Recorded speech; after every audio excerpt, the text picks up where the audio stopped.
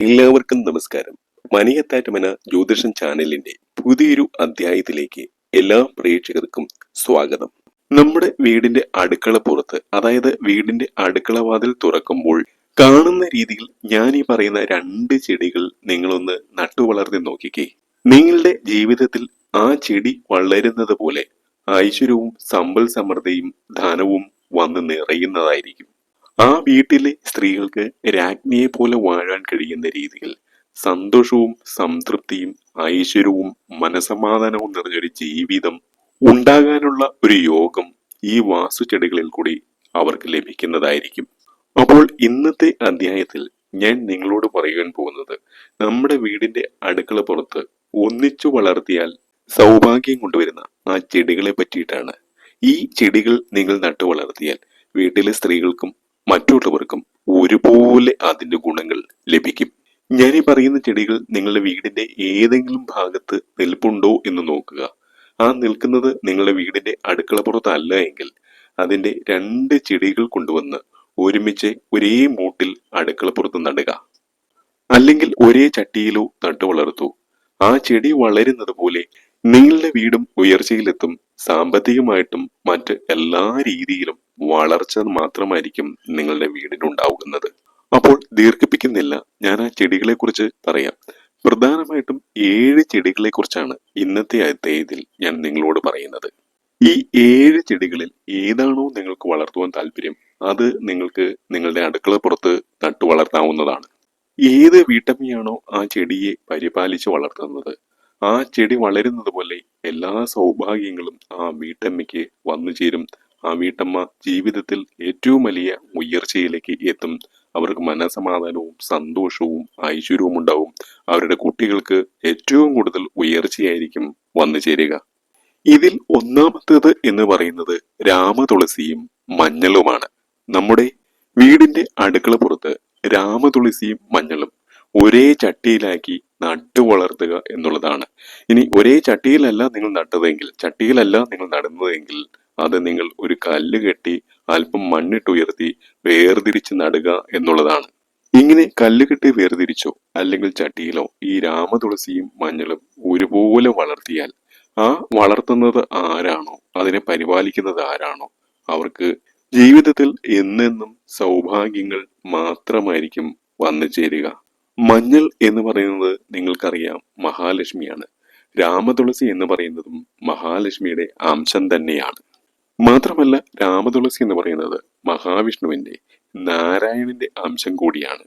ലക്ഷ്മി നാരായണന്മാരുടെ, ലക്ഷ്മിയും വിഷ്ണുവും ഒന്നിച്ചു ചേരുന്ന ഒരു സങ്കല്പമാണ് ഒരേ മൂട്ടിൽ ഒരേ ചട്ടിയിൽ ഈ രണ്ട് ചെടികളും ഒന്നിച്ചു വളർത്തുന്നതിലുള്ളത്.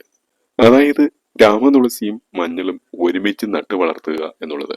ഇത് എല്ലാവർക്കും അറിയത്തില്ല കേട്ടോ. അറിയാവുന്നവർ അത് നടാറുമുണ്ട്. ഇനി ഇത് അറിയാവുന്നവർ മറ്റുള്ളവർക്ക് പറഞ്ഞു കൊടുക്കുകയുമില്ല. അപ്പോൾ ഒരു മൂട് രാമതുളസിയും ഒരു മൂട് മഞ്ഞളും. രാമതുളസി എന്ന് പറയുന്നത് നമ്മുടെ വീടുകളിൽ നിൽക്കുന്ന കൃഷ്ണതുളസി അല്ല, അല്ലെങ്കിൽ കർപ്പൂര തുളസി അല്ല എന്ന് മനസ്സിലാക്കുക. രാമതുളസി നേഴ്സറികളിൽ വാങ്ങാൻ കിട്ടും, അല്ലെങ്കിൽ ഈ രാമതുളസി ഉള്ള വീടുകളിൽ നിന്ന് കൊണ്ടുവന്ന് നിങ്ങൾക്ക് അടുക്കളപ്പുറത്ത് നടാം. അപ്പോൾ ഒരേ മൂട്ടിൽ ഇവ രണ്ടും നട്ടാൽ ഏറ്റവും ഐശ്വര്യമായിരിക്കും. ഇതാണ് ആദ്യത്തെ ചെടിക്കൂട്ടം എന്ന് പറയുന്നത്. ഇനി മഞ്ഞളും രാമതുളസിയും നിങ്ങൾക്ക് അടുക്കളപ്പുറത്ത് വയ്ക്കുവാൻ കഴിയുന്നില്ലെങ്കിൽ രണ്ടാമത്തെ ചെടിക്കൂട്ടം ഏതാണെന്ന് ഞാൻ നിങ്ങൾക്ക് പറഞ്ഞു തരാം. ഇത് പ്രത്യേകിച്ചും ഫ്ളാറ്റുകളിൽ താമസിക്കുന്നവർക്ക് ചെയ്യാൻ പറ്റുന്ന ഒന്നാണ്. സാധാരണ വീടുകളിൽ താമസിക്കുന്നവർക്കും പറ്റും, ഫ്ളാറ്റുകളിൽ താമസിക്കുന്നവർക്ക് ഇത് ഏറ്റവും ഉത്തമമായ ഒന്നാണ്. അതായത് നമ്മുടെ വീടുകളിൽ വളരുന്ന മണി പ്ലാന്റ് ഉണ്ടല്ലോ, ഈ മണി പ്ലാന്റിന്റെ ഒരു തണ്ട് ഒരു കുപ്പിയിലോ അല്ലെങ്കിൽ ഏതെങ്കിലും ഒരു പാത്രത്തിലോ ജലമൊഴിച്ച് ആ ജലത്തിൽ ഇടുക. അങ്ങനെ ആ കുപ്പിയിൽ മണി പ്ലാന്റിന്റെ ഒരു തണ്ടിട്ടിട്ട് അത് നിങ്ങളുടെ വീടിന്റെ അടുക്കളയുടെ തെക്ക് കിഴക്കേ മൂലയ്ക്ക് വെക്കുക. ഇങ്ങനെ ഈ മണി പ്ലാന്റ് കുപ്പിയിൽ വെക്കുന്നതിനൊപ്പം തന്നെ ഇവിടെ ചിത്രങ്ങളിൽ കാണിച്ചിട്ടുള്ള മറ്റൊരു മണി പ്ലാന്റ് ആയ ജെയ്ഡ് മണി പ്ലാന്റ് കൂടി നിങ്ങൾ വെക്കണം. ഈ മണി പ്ലാന്റിന്റെ മറ്റൊരു ഇനമായ ജെയ്ഡ് മണി പ്ലാന്റ് ആമസോണിലും മറ്റു നഴ്സറികളിലെല്ലാം നിങ്ങൾക്ക് വാങ്ങിക്കാൻ കിട്ടും. വളരെ തുച്ഛമായ പൈസ മാത്രമേ വരികയുള്ളൂ. ജെയ്ഡ് മണി പ്ലാന്റ് ഒരെണ്ണം വാങ്ങി അത് നിങ്ങളുടെ വീടിന്റെ ഹാളിലും വെക്കുക. അപ്പോൾ മണി പ്ലാന്റ് നിങ്ങളുടെ വീടിന്റെ അടുക്കളയുടെ തെക്ക് കിഴക്ക് മൂലയിലും ജെയ്ഡ് മണി പ്ലാന്റ് നിങ്ങളുടെ വീടിന്റെ ഹാളിലും വെക്കണം. അപ്പോൾ എവിടേക്കാണ് മണി പ്ലാന്റും ജെയ്ഡ് പ്ലാന്റും വെക്കേണ്ടതെന്ന് നിങ്ങൾക്ക് മനസ്സിലായല്ലോ.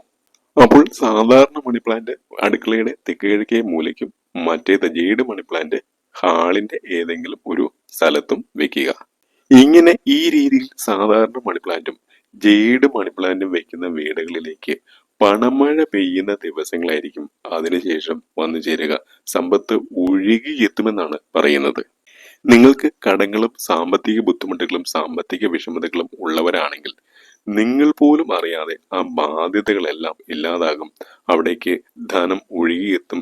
പണത്തിന് ഒരിക്കലും ആ വീടുകളിൽ ബുദ്ധിമുട്ട് വരികയില്ല, ഒരു കുറവും ഉണ്ടാവുകയില്ല. എല്ലാ രീതിയിലുള്ള സമ്പത്തും ഐശ്വര്യവും മറ്റ് സമൃദ്ധികളും വന്നു നിറയുന്നതായിരിക്കും. ഇതാണ് രണ്ടാമത്തെ ചെടിക്കൂട്ടം എന്ന് പറയുന്നത്. ഇനി മൂന്നാമത്തേത് എന്ന് പറയുന്നത് ഏറ്റവും കൂടുതൽ വാസ്തു ചൈതന്യം നൽകുന്ന രണ്ട് ചെടികളാണ്. ഏതൊക്കെയാണ് ആ ചെടികളെന്ന് നിങ്ങൾക്കറിയാമോ? മറ്റൊന്നുമല്ല, മന്ദാരവും ശംഖുപുഷ്പവും. വീടുകളിൽ മന്ദാരവും ശംഖുപുഷ്പവും വളർത്തുന്നവരാണ് ഒട്ടുമിക്ക വീട്ടമ്മമാരും. പക്ഷേ അവ അടുക്കളവാതിൽ തുറക്കുമ്പോൾ കാണുന്ന രീതിയിൽ ഒരേ മൂട്ടിൽ ഒന്നിച്ച് നട്ടു വളർത്തണം. പറ്റിയാൽ മന്ദാരം ആദ്യം വളർത്തിയിട്ട് ആ മന്ദാരത്തിൽ പടർന്നു കയറുന്ന രീതിയിൽ ശംഖുപുഷ്പം വളർത്തുന്നതാണ് ഏറ്റവും നല്ലത്. അത് അതീവ ശുഭകരമാണ് കേട്ടോ. മഹാലക്ഷ്മിയും മഹാവിഷ്ണുവും ഒരുമിച്ച് അത്തരം വീടുകളിൽ വിളങ്ങുമെന്നാ പറയുക.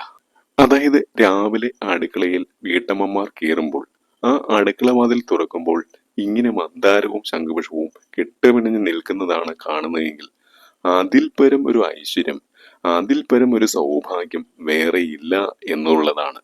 ഭഗവാൻ നാരായണന്റെയും ലക്ഷ്മി ദേവിയുടെയും അനുഗ്രഹം ആ വീടുകളിലുണ്ടാവും. എല്ലാ ദിവസവും രാവിലെ അടുക്കളവാതിൽ തുറന്ന് ഇത് കണി കണ്ടുകൊണ്ടാണ് നിങ്ങളുടെ ഓരോ ദിവസവും ആരംഭിക്കുന്നത് എങ്കിൽ നിങ്ങളുടെ ജീവിതത്തിലേക്ക് എല്ലാ വിധത്തിലുള്ള സൗഭാഗ്യവും സാക്ഷാൽ മഹാവിഷ്ണുവും മഹാലക്ഷ്മിയും നൽകും എന്നുള്ളതാണ്. ലക്ഷ്മി നാരായണന്മാർ ഒരുമിച്ച് സൗഭാഗ്യം നൽകി തുടങ്ങിക്കഴിഞ്ഞാൽ അതിന് ഒരിക്കലും അതിനൊരു കുറവ് വരികയില്ല എന്നുള്ളതാണ്. മന്ദാരവും ശംഖുപുഷ്പവും വളർന്നു കിട്ടുവാൻ പ്രയാസമുള്ളതല്ല. നിങ്ങൾക്ക് എല്ലാവർക്കും ഇത് നട്ടു വളർത്താവുന്നത് തന്നെയാണ്. നിങ്ങളുടെ അടുക്കളയിൽ നിന്ന് അല്പം ദൂരത്ത് നിന്നാലും കുഴപ്പമില്ല, അതായത് നിങ്ങളുടെ പറമ്പിൽ നിന്നാലും കുഴപ്പമില്ല. പക്ഷെ അടുക്കള വാതിൽ തുറക്കുമ്പോൾ ഇത് കാണുന്ന രീതിയിലായിരിക്കണം നിൽക്കേണ്ടത്. ഇനി നാലാമത്തത് എന്ന് പറയുന്നത് എല്ലാ വീടുകളിലും അടുക്കള പുറത്ത് ഉണ്ടാകണമെന്ന് ഞാൻ ആഗ്രഹിക്കുന്ന, ഞാൻ പറഞ്ഞു കൊടുക്കാറുള്ള ഒന്നാണ്. മിക്ക വീടുകളിലും വാസ്തു നോക്കുവാൻ ഞാൻ പോകാറുള്ളപ്പോൾ ഞാൻ പറഞ്ഞു കൊടുക്കാറുണ്ട്, ഈ രണ്ട് ചെടികളും നിങ്ങൾ നിങ്ങളുടെ വീടിന്റെ അടുക്കള പുറത്ത് നട്ടു വളർത്തണമെന്ന്. ഇത് നിങ്ങൾ ഒരുമിച്ച് നട്ടു വളർത്തണമെന്നില്ല, രണ്ട് ചട്ടിയിലായിട്ട് നട്ടു വളർത്തിയാലും മതി. ഇത് വീടുകളിൽ താമസിക്കുന്നവർക്ക് മാത്രമല്ല, ഫ്ളാറ്റുകളിൽ താമസിക്കുന്നവർക്കും നട്ടു വളർത്താവുന്നതാണ്. ഇങ്ങനെ നട്ടു വളർത്തി കഴിഞ്ഞാൽ അത് ആ വീടുകളിൽ താമസിക്കുന്ന സ്ത്രീകളെ, വീട്ടമ്മമാരെ മഹാലക്ഷ്മി ആക്കി തീർക്കുന്ന രണ്ട് ചെടികളാണ് ഇത്. ഈ രണ്ട് ചെടികളും വീടിന്റെ അടുക്കള പുറത്ത് നട്ടു വളർത്തുന്ന വീട്ടമ്മമാർ ആ വീടിന്റെ വിളക്കായിരിക്കും, ആ വീട്ടിലെ ഐശ്വര്യലക്ഷ്മി ആയിരിക്കും. ഇതിൽ ആദ്യത്തേത് പനിക്കൂർക്ക, രണ്ടാമത്തേത് കറ്റാർ വാഴ. അതായത് ഈ ചിത്രത്തിൽ കാണുന്ന പനിക്കൂർക്ക അഥവാ ഞാവര എന്ന് പറയുന്ന ചെടിയും കറ്റാർ വാഴയും. ഈ അധ്യായം കേൾക്കുന്ന ആരുടെയെങ്കിലും വീട്ടിൽ ഈ കറ്റാർ വാഴയും നവരയും ഒന്നിച്ച് നട്ടു വളർത്തുന്നുണ്ടോ? പ്രത്യേകിച്ചും അടുക്കള പുറത്ത് ഒന്നിച്ച് വളർത്തുന്നുണ്ടോ? അത് അറിയുവാൻ കഴിയുന്നത് തന്നെ മഹാഭാഗ്യമാണ്. അങ്ങനെയുള്ള വീടുകളിലെ സ്ത്രീകൾ മഹാലക്ഷ്മിയാണ്. ആ സ്ത്രീകളെ ഞാൻ കൈയെടുത്ത് തൊഴുകയാണ്. കറ്റാർ വാഴയും പനിക്കൂർക്കയും ആരൊക്കെയാണോ വീടിന്റെ അടുക്കള പുറത്ത് നട്ടു വളർത്തിയിട്ടുള്ളത് അവരുടെ എല്ലാം വീടുകളിലെ കടബാധ്യതകളെല്ലാം തീർന്ന്, സാമ്പത്തിക വൈഷമ്യങ്ങളെല്ലാം തീർന്ന് പണം കുന്നുകൂടിയ ചരിത്രം മാത്രമേ കേട്ടിട്ടുള്ളൂ. ഇത് രണ്ടും നട്ടു വളർത്തുന്ന വീടുകളിലെ സ്ത്രീകൾ, ആ സ്ത്രീകളെ കാണുമ്പോൾ തന്നെ ഒരു മഹാലക്ഷ്മി ചൈതന്യം കാണാൻ, ദർശിക്കാൻ നമുക്ക് സാധിക്കും എന്നുള്ളതാണ്. ഇത്തരത്തിലുള്ള എല്ലാ വീടുകളും രക്ഷപ്പെട്ടിരിക്കും. ഒരു കാര്യം നിങ്ങൾ പ്രത്യേകം ശ്രദ്ധിക്കാനുണ്ട്. ഇത് നിന്ന് ഉണങ്ങി പോകാതിരിക്കുവാനായിട്ട് നിങ്ങൾ പ്രത്യേകം ശ്രദ്ധിക്കണം. ഇത് നിന്നുണങ്ങുന്നത് അതീവ ദോഷകരമായതുകൊണ്ടാണ് പറഞ്ഞത്. പനിക്കുറയ്ക്ക് എപ്പോഴും ജലം വേണം. ആഴ്ചയിൽ 2-3 ദിവസമെങ്കിലും അതിന് നനച്ചു കൊടുക്കണം. കറ്റാർവാഴ പിന്നെ അങ്ങനെ നിന്നുകൊള്ളും. അപ്പോൾ നിങ്ങൾ വീടുകളിൽ നിന്ന് കുറെ അധികം ദിവസങ്ങൾ വിട്ടു നൽകുകയാണെങ്കിൽ നിങ്ങളുടെ ബന്ധുക്കളുടെ അടുത്തോ അയൽവക്കത്തുള്ളവരുടെ അടുത്തോ അതൊന്ന് നനച്ചു കൊടുക്കുവാനായിട്ട് പ്രത്യേകം പറയണം. അപ്പോൾ വളർത്തിയാൽ ആ വീടിന് വാസ്തു സൗഭാഗ്യം നൽകുന്ന ചെടികളാണ്, ഏറ്റവും കൂടുതൽ ഗുണം തരുന്ന ചെടികളാണ് പനിക്കൂർക്കയും കറ്റാർവാഴയും. അതുപോലെ മറ്റൊരു പ്രധാനപ്പെട്ട കൂട്ടമാണ് വെറ്റിലയും മഞ്ഞളും എന്ന് പറയുന്നത്. രണ്ടും മഹാലക്ഷ്മി സാന്നിധ്യമുള്ള ചെടികളാണ്. വെറ്റിലയിൽ സകല ഈശ്വരന്മാരും കുടികൊള്ളുന്നുണ്ട്, അതുപോലെ മഞ്ഞളിൽ മഹാലക്ഷ്മിയും. ഇത് രണ്ടും ഒരുമിച്ച് നട്ടുവളർന്ന വീടുകളിൽ ഒന്നിനും ഒരു കുറവും വരികയില്ല. ദുഃഖ ദുരിതങ്ങൾ, സങ്കടങ്ങൾ അത്തരം വീടുകളിൽ ഉണ്ടാവുകയില്ല എന്നാണ് പറയുന്നത്. എത്ര വലിയ ദുഃഖം വരികയാണെങ്കിൽ പോലും ആ ദുഃഖങ്ങൾക്ക് കാഠിന്യം കുറയുമെന്നാണ് പറയുന്നത്. ദുഃഖങ്ങളും സങ്കടങ്ങളും ഇല്ലാത്ത മനുഷ്യരില്ല. പക്ഷെ അങ്ങനെ ദുഃഖങ്ങൾ വരികയാണെങ്കിൽ ആ ദുഃഖങ്ങളുടെ കാഠിന്യം കുറയും, അല്ലെങ്കിൽ അതിന് പരിഹാരം എത്രയും പെട്ടെന്ന് തന്നെ അത്തരം വീടുകളിൽ വന്നു ചേരുമെന്നുള്ളതാണ്. അപ്പോൾ മഞ്ഞളും വെറ്റിലയും ഒരേ മൂടായി അല്ലെങ്കിൽ അടുത്തടുത്തായി അടുക്കളപ്പുറത്ത് അടുക്കളവാതിൽ നിന്ന് നോക്കുമ്പോൾ കാണുന്ന രീതിയിൽ വെച്ച് പിടിപ്പിക്കുക. അതുപോലെ തന്നെ അടുക്കളവാതിൽ തുറക്കുമ്പോൾ കാണുന്ന രീതിയിൽ നട്ടു വളർത്തുവാൻ ഏറ്റവും അനുയോജ്യമായ രണ്ട് ചെടികളാണ് തെരളിയും കറിവേപ്പും. അടുക്കളവാതിൽ തുറക്കുമ്പോൾ കാണുന്ന രീതിയിൽ ഏതൊക്കെ വീടുകളിലാണോ തെരളിയും കറിവേപ്പും നിൽക്കുന്നത് അത്തരം വീടുകളിൽ സൗഭാഗ്യം വന്ന് നിറയുമെന്നാണ് പറയുന്നത്. പ്രത്യേകിച്ചും വടക്ക് പടിഞ്ഞാറ് ഭാഗത്ത് അടുക്കളയുള്ള വീടുകളിൽ, വീടിന്റെ വടക്ക് പടിഞ്ഞാറ് ഭാഗത്ത് അടുക്കള ഉള്ളവർക്കാണ് ഇതിന്റെ ഗുണങ്ങൾ ഏറെ കിട്ടുന്നത്. അതുകൊണ്ട് പടിഞ്ഞാറ് ഭാഗത്താണ് നിങ്ങളുടെ അടുക്കളയെങ്കിൽ നിർബന്ധമായും നിങ്ങളുടെ അടുക്കളവാതിൽ തുറക്കുമ്പോൾ കാണുന്ന രീതിയിൽ തെരളിയും കറിവേപ്പും വെച്ച് പിടിപ്പിക്കുക. തെരളി എന്ന് പറയുമ്പോൾ നിങ്ങൾക്ക് മനസ്സിലാകുമല്ലോ, നമ്മുടെ വീടുകളിൽ ചക്കയപ്പം ഉണ്ടാക്കാൻ ഉപയോഗിക്കുന്ന ആ ചെടി. ഇതിനെ ഓരോ നാട്ടിലും ഓരോ പേരാണ് പറയുന്നത്. നിങ്ങളുടെ നാടുകളിൽ പറയുന്ന പേര് കമന്റ് ബോക്സിൽ ഒന്ന് കുറിക്കുമല്ലോ. ഈ തെരളി അല്പം വലിയ മരമായി പോകുന്ന ഒന്നാണ്. അതുകൊണ്ട് അത് അടുക്കളയോട് ചേർന്ന് വെക്കേണ്ട, അല്പം ദൂരത്തിൽ വെച്ചാൽ മതി. അടുക്കള വാതിൽ തുറക്കുമ്പോൾ കാണുന്ന രീതിയിൽ വെക്കണമെന്ന് മാത്രമേ ഉള്ളൂ. അങ്ങനെ ചെയ്തു കഴിഞ്ഞാൽ അത് ഏറ്റവും കൂടുതൽ സൗഭാഗ്യം നൽകുന്ന, ഐശ്വര്യം നൽകുന്ന, സമ്പത്ത് നൽകുന്ന, വാസ്തു സൗഭാഗ്യം നൽകുന്ന ഒന്ന് തന്നെയായിരിക്കും. അപ്പോൾ തെരളിയും കറിവേപ്പും ഒരുമിച്ച് നട്ടു വളർത്തുക. ഏറ്റവും കൂടുതൽ സൗഭാഗ്യം നിങ്ങൾക്ക് വന്നു ചേരും. അതുപോലെ മറ്റൊരു ചെടിയാണ് വെറ്റിലയും കമുങ്ങും അടയ്ക്കാമരവും. നിങ്ങളുടെ വീടുകളുടെ അടുക്കള പുറത്ത് അടയ്ക്കാമരം നിൽപ്പുണ്ടെങ്കിൽ അതിനോട് ചേർന്ന് വെറ്റില നട്ടുപിടിപ്പിക്കുക. ആ കമുങ്ങിലേക്ക് വെറ്റില പടർന്നു കയറുക എന്ന് പറയുന്നത് ആ വീടുകളിൽ ഈശ്വര സാന്നിധ്യം ഉണ്ടാകുന്നതിന്റെ ഏറ്റവും ഉത്തമമായ ഉദാഹരണമാണ്. ഈ കമുങ്ങും വെറ്റിലയും ഒരുപോലെ വളർന്നു നിൽക്കുന്നത് താമ്പുല സങ്കല്പമാണ്. അങ്ങനെ ഒരുമിച്ച് ഇത് രണ്ടും വളർന്നു കിട്ടുവാൻ വളരെ പ്രയാസമാണ്. അങ്ങനെ വളർന്നു കിട്ടിയാലോ ആ വീട് എല്ലാ രീതിയിലേക്കും ഈശ്വരവാസമുള്ള വീടായി മാറും. എല്ലാ ഐശ്വര്യങ്ങളും എല്ലാ സൗഭാഗ്യങ്ങളും സമ്പത്തും ആ വീടുകളിൽ നിറയും. അങ്ങനെ വളർന്നു കിട്ടിയാൽ നിങ്ങളുടെ സൗഭാഗ്യം തന്നെയാണ്. നിങ്ങളുടെ ആരുടെയെങ്കിലും വീട്ടിൽ കമുങ്ങിൽ പടർന്നു കയറുന്ന രീതിയിൽ വെറ്റില നിൽപ്പുണ്ടോ? അങ്ങനെ ഉണ്ടെങ്കിൽ ഒന്ന് പറയുക. അത് അടുക്കളപ്പുറത്ത് തന്നെ ആകണമെന്നില്ല, വീടിന്റെ വടക്ക് വശത്ത് ആയാലും മതി. ഇങ്ങനെ അടയ്ക്കാമരവും വെറ്റിലയും ഒരുമിച്ച് വളർന്നു നിൽപ്പുണ്ടെങ്കിൽ അത് അതീവ ശുഭകരമാണ്. ആരുടെയെങ്കിലും വീട്ടിൽ ഇത്തരത്തിൽ നിൽപ്പുണ്ടോ? അങ്ങനെ നിൽപ്പുണ്ടെങ്കിൽ ഒരിക്കലും അത് വെട്ടിക്കളയരുത്. ഇനി അവസാനത്തത് എന്ന് പറയുന്നത് വളരെ പ്രധാനപ്പെട്ട ഒന്നാണ്. ഞാൻ ഒരുപാട് പേർക്ക് പറഞ്ഞു കൊടുത്തിട്ടുള്ള ഒരു ചെടിയാണത്. ഒരുപാട് പേർക്ക് അവർക്ക് അതിൻ്റെതായ ഐശ്വര്യങ്ങൾ വന്നു ചേർന്നിട്ടുമുണ്ട്. ഇതിൽ ആദ്യത്തേത് ലക്കി ബാമ്പു ആണ്. ലക്കി ബാമ്പു വാങ്ങിച്ചിട്ട് നിങ്ങൾ നിങ്ങളുടെ വീടിന്റെ അടുക്കളയുടെ തെക്ക് കിഴക്ക് ഭാഗത്ത് വെക്കുക. നിങ്ങൾ നേഴ്സറികളിൽ നിന്ന് ലക്കി ബാമ്പു വാങ്ങുമ്പോൾ അത് എപ്പോൾ വാങ്ങിയാലും അതിന്റെ മൂടുകളുടെ എണ്ണം, സ്റ്റെമ്മിന്റെ എണ്ണം ഒറ്റസംഖ്യയാണോ എന്ന് നോക്കുക. ഒറ്റസംഖ്യ വരുന്നതാണ് ഏറ്റവും ശുഭകരം.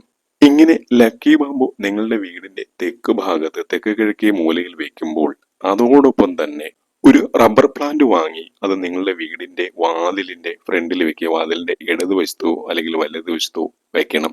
അകത്തേക്കോ പുറത്തേക്കോ കയറുന്നതിന്റെ ആ ഭാഗത്ത് നല്ലൊരു ചട്ടിയിൽ അത് വെക്കുക. അപ്പോൾ നിങ്ങളുടെ വീടിന്റെ ഫ്രണ്ടിൽ റബ്ബർ പ്ലാന്റും അടുക്കളയുടെ തെക്കുകിഴക്കേ മൂലയിൽ ലക്കി ബാമ്പുവും നട്ടു വളർത്തുക.